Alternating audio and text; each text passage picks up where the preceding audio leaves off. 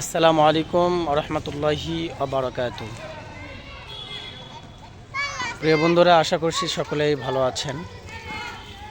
আজকে আপনাদেরকে এমন একটি আল্লাহ তাআলার কুদরত মহিমা দেখাবো যা আপনাদের কল্পনার বাহিরে।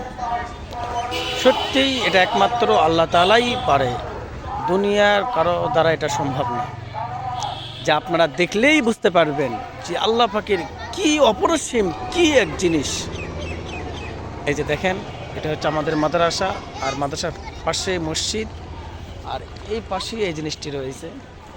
এই যে আপনারা দেখতে পাচ্ছেন যে একটি গাছ, এটাকে অনেকেই সাজনা গাছ বলে বা ফল বা লাজনা কুষ্টিয়াতে বলে থাকে, অথবা ডাড়ি বলে পরিচিত।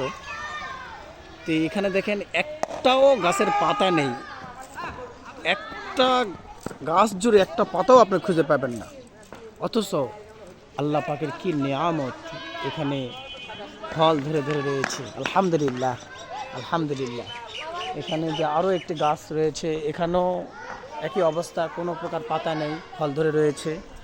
আপনাদেরকে দেখাচ্ছি আরও একটি গাছ দেখাবো, যেখানে কোনো প্রকার পাতা নেই, শুধু ফল ধরেই রয়েছে।